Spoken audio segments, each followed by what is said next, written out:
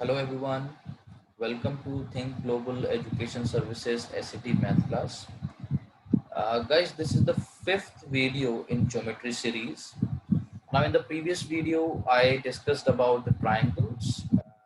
In this video, I will be discussing about regular polygons and few properties regarding the parallelograms that you need to know in your SAT. Okay guys, so let's start.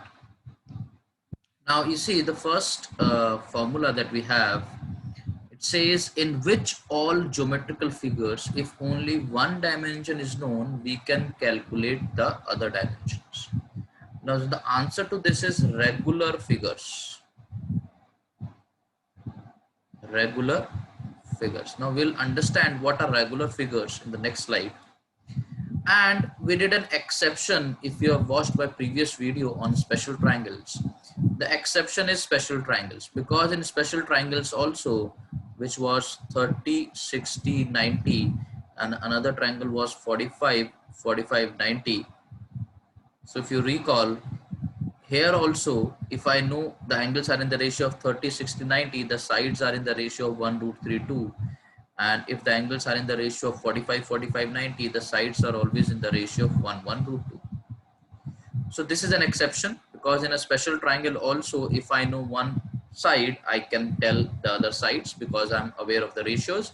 Apart from that, all regular figures, if I know one dimension, I can calculate whatever dimension I want. Now let's understand in detail what is actually a regular figure. So whenever we say regular figure, the first thing that comes in your mind may be a circle, maybe an equilateral triangle, maybe a square. All these, yes, of course, are regular figure. Now, any polygon can be a regular polygon. So in this case, is this a regular hexagon? All the sides are equal and all the internal external angles are also equal. And the answer is yes, this is a regular polygon. So understand this, guys. For any figure to be a regular figure, all the sides should be equal. All the sides should be equal, and all the angles, interior as well as exterior angles, have to be equal. Then only a figure is said to be a regular polygon. Now, any polygon can be a regular polygon if it meets these two criteria. All the sides are equal and all the internal external angles are also equal. Now, for the matter of fact, if I say this rhombus, is this a regular polygon? No, because the sides are equal. Of course, in a rhombus all the sides are equal, but the angles are not equal. This may be x and this may be y. The angles might be different, so it's not a regular polygon. So understand this, both the criterias have to be satisfied together for any polygon to be a regular polygon. In this case, what the hexagon that I have drawn is a regular hexagon. Now, a regular hexagon is made up of, if I go to the back previous slide, a regular hexagon, if you notice, a regular hexagon is actually made up of 6 equilateral triangles. If I try to join the diagonals,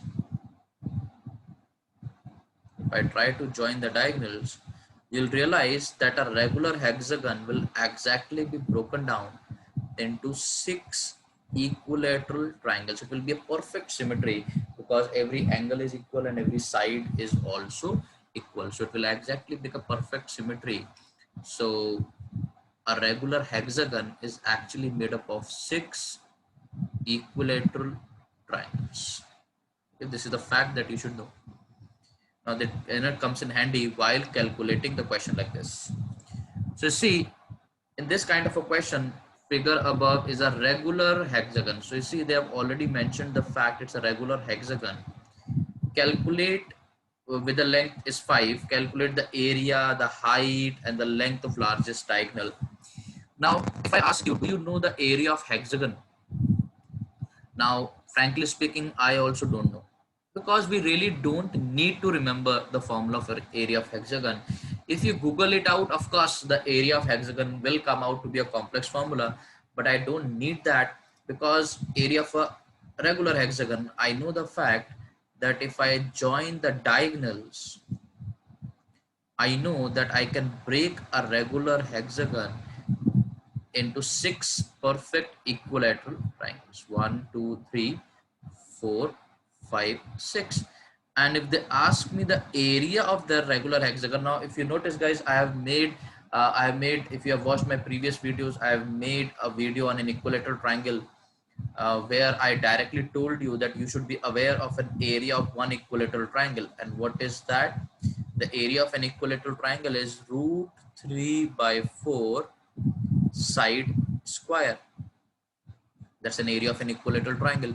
Now if you multiply this area of one equilateral triangle with 6, so it becomes 6 times, and that actually will give you the area of the hexagon because it is made up of 6 equilateral triangles. So I just need to know the area of an equilateral triangle and I can figure out the area of this polygon. Similarly, the second part they are asking me is the height of this hexagon. Now for the height, what is the height? The height is the perpendicular distance between two parallel sides that will generate the height. So this is 90, this is 90. So basically this is the height. And what is this height? This is the height of an equilateral triangle. And this is also the height of an equilateral triangle. So basically what I'll do, I'll simply know the height of an equilateral triangle, right? That also I covered in the previous videos. The height of an equilateral triangle is root 3 by 2 into side. If I know the height of one equilateral triangle, I just double it twice. This height plus this height, and that will generate the height of an equilateral triangle. Twice into root 3 by 2 side. Now the third thing is, that is the length of the largest diagonal. So I hope you understand these two formulas. So now if I want the largest diagonal means what? If you join the opposite vertex, you will get the largest diagonal. So this could be the largest diagonal, or if you join these two vertex, this could be the largest diagonal, or this could be the largest diagonal. So these are the three largest diagonals possible. You join the opposite vertex, you get the largest diagonal. Now I already told you that everything is side here. And since it's an equilateral triangle, so these are also S, correct? So if I want the largest diagonal, that means this length plus this length, the combined length is side plus side, that will be twice into side. Now these are the general formulas for all these three figures, and if you replace your side with 5, of course you will get the area, you will get the height, you will get the length of the largest diagonal. But the point to understand here is, you understand this, if I know S, I know everything. I can figure out the area, I can figure out the height, I can figure out the diagonal. In fact, I can figure out the perimeter. I can figure out whatever they want if I just know one dimension in a regular polygon. This is a regular polygon, and that's the point we want to teach you, that in a regular polygon, if I know one dimension, I know everything. And I really don't have to mug up the formulas. I can break a regular polygon into smaller equilateral triangles, and that will make my job easy because I'm already aware of the height of an equilateral triangle, area of an equilateral triangle. And based on that, I can figure out the required dimension. So guys, I hope this concept of regular polygon is clear. Moving forward, guys, there's a table that I've drawn here which have three figures in it. It has a rectangle, it has a square, a rectangle, a square, and a rhombus. Now guys, what are these three figures collectively called? Now these three figures collectively called parallelograms. A rectangle is also a parallelogram, a square is also a parallelogram, and a rhombus is also a parallelogram. Now I have also mentioned three properties in the table. Now these three properties are actually different for different parallelograms. Okay, but before we understand these three properties which are different for different parallelograms, let's understand the 5 basic properties which are true for every parallelogram. Now if I try to draw a general parallelogram, What's the basic definition of a parallelogram? A parallelogram means the opposite sides are equal and opposite sides are parallel. So if I say A, B, C, D, the opposite sides are parallel and the opposite sides are also equal. Opposite sides equal, opposite sides parallel. Now the first two properties are nothing but the definition which I just told you. The first property is opposite sides are equal. So I can say AD is equal to BC and AB is equal to CD. The opposite sides are equal. Second property, the opposite sides are also parallel. So AD is parallel to BC and AB is also parallel to CD. The opposite sides are equal and the opposite sides are parallel. The third property says the diagonals of the parallelogram. So if I try to join the diagonals of the parallelogram bisect each other. Now mind it, I'm not saying the diagonals are equal, I'm simply saying the diagonals bisect each other.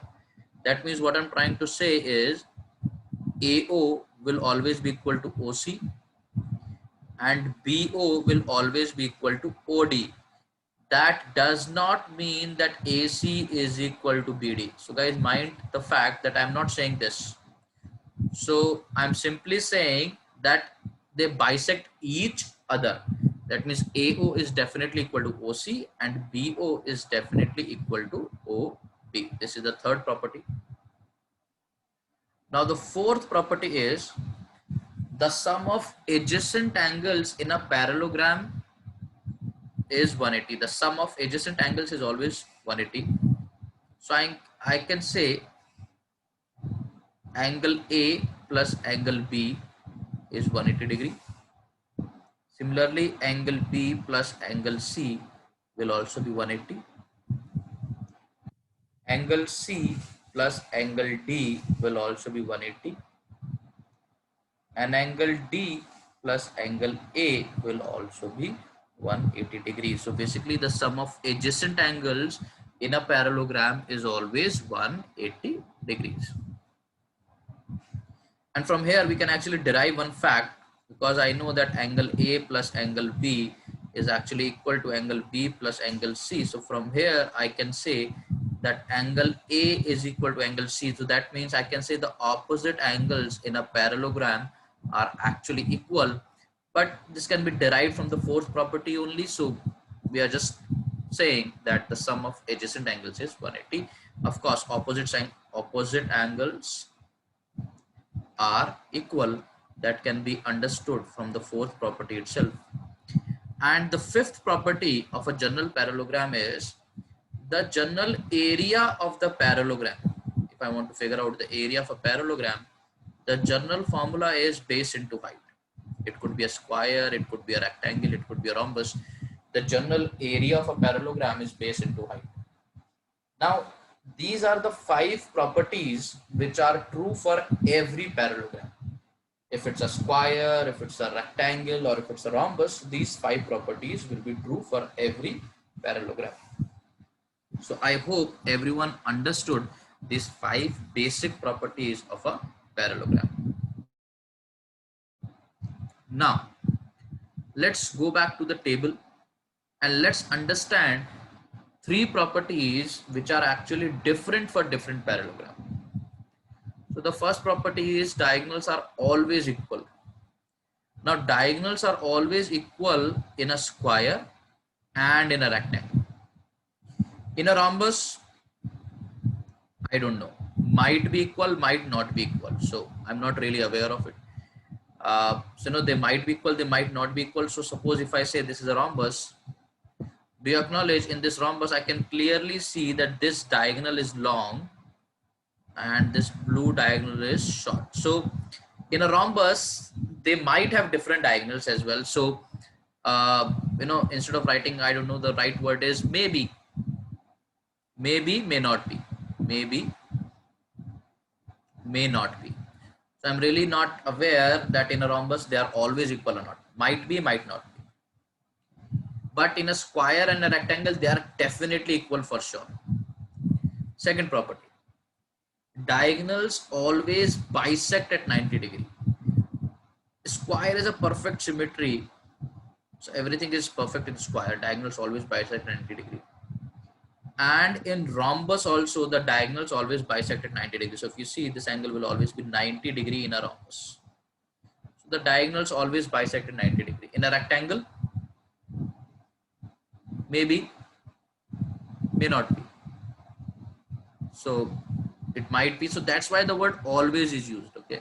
So diagonals always bisect at 90 degree, definitely in a square and a rhombus, because you see, a rectangle could be like this. If I say this is a rectangle, if I try to join the diagonals here, I can clearly see that the diagonals will make an angle more than 90 degree. It's an obtuse angle.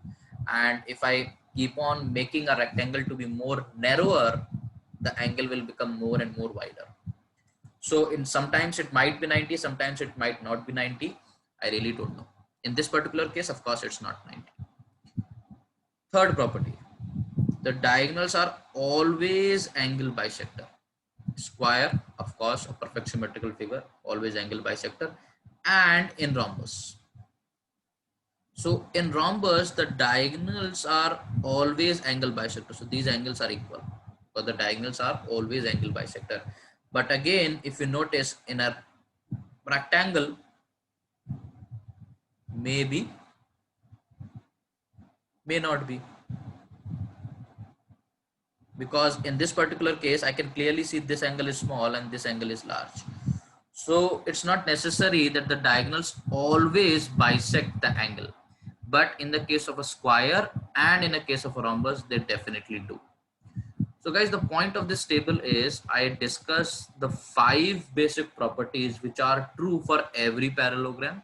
So those 5 properties holds true for a rectangle, for a square, as well as rhombus. But these 3 properties which are mentioned in the table are actually different for different parallelograms.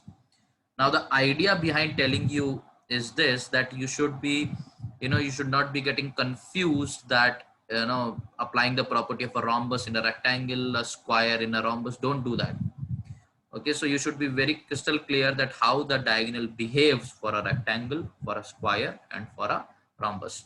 So 5 properties which are true for every parallelogram, these 3 properties which are different for different parallelograms. So I hope this parallelogram is sorted.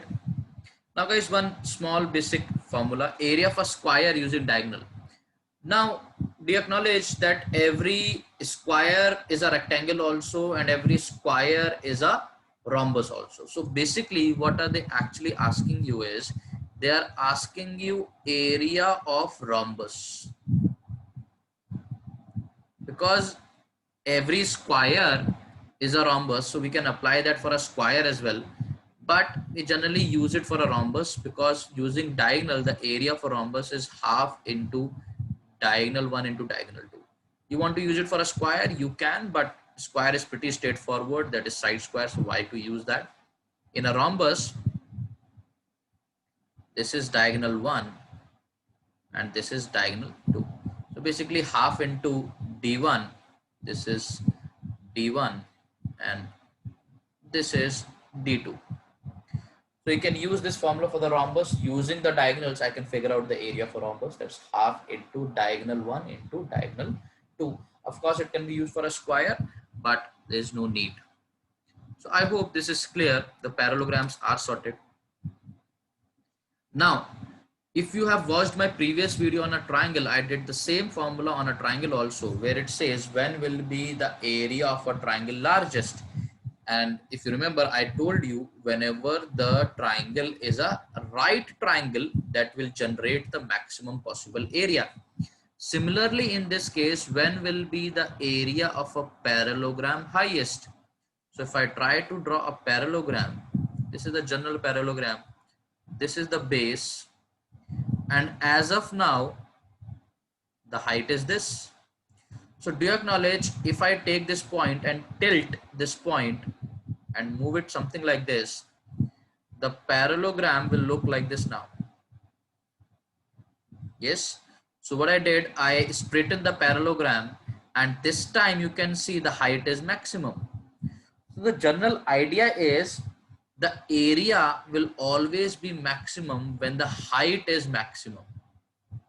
That's what we did in the case of a triangle as well. And if this side becomes perpendicular, the height will be maximum and the area will be maximum. So how can I generalize it? Area of a parallelogram is highest for the given dimension when it is a rectangle, because in the case of rectangle the sides are perpendicular. Now some of you might say it could be a square also. Agreed, it could be a square also. When is the area of a parallelogram largest? The idea is when the sides are at 90 degrees. So it can be a rectangle, it can be a square, but I am generalizing it with a rectangle because every square is also a rectangle. That's why I am generalizing it with a rectangle. But the idea behind this is that the sides have to be perpendicular. If the sides are perpendicular, the height is maximum and hence the area is maximum. So guys, I hope you learned something from this video. So we have covered parallelograms here. I'll continue making one more video on geometry series to wrap up the entire basically I can say the concept that we need to know in our SAT. So guys, I hope you enjoyed this video. That's it from this video. Goodbye guys.